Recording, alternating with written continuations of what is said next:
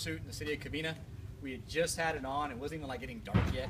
I'm not a fan of the searchlight. And so I go into the call and I said, let's try out the light. Turn it on, and the guy did one of those cartoon freezes and kind of, and you know, then he was met by police officers shortly thereafter.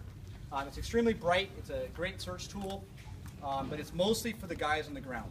If you see the searchlight on, that means there's a patrolman or a patrol officer close by. Because for us, it really doesn't give us, or for me, it doesn't give me a whole lot of advantage because I'm having to look over the light.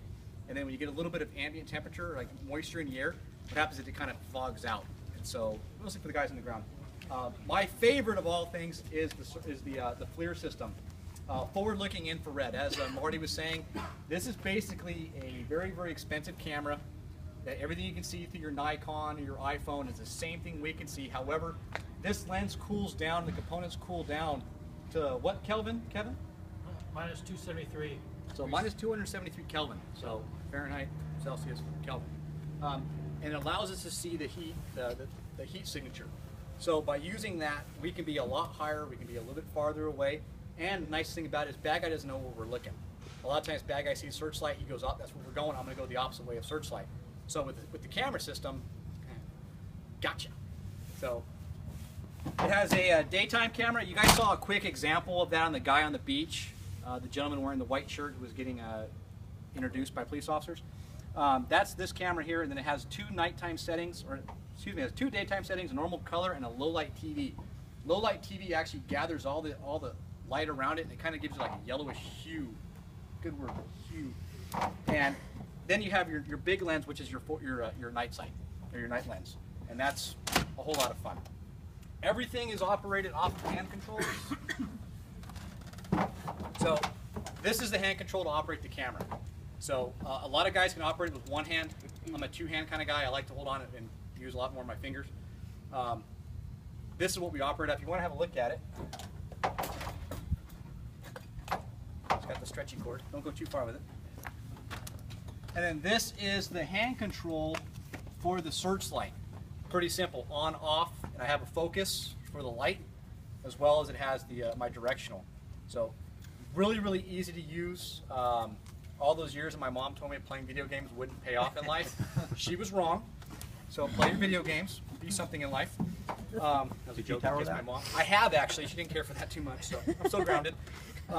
So we operate the camera off of this, so I don't even have to look outside when I'm operating the camera. I can actually look directly in front of me, and we have a 3-position video monitor. It's an MDT, which is the same in all the patrol cars for the city of Pomona. I don't turn it on. I don't like getting calls that way. And then we have the moving map system, which is our main navigational aid for patrol-wise. And then we also have the monitor that goes for the camera. So I can look straight ahead, I can run all this equipment off the side, and my pilot will put me in the best position to help me do my job. So with this job, I can't do anything without my pilot.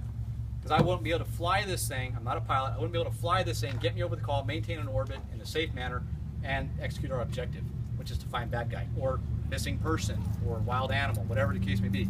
I need these guys over here to get me in position. You guys met Bob, right?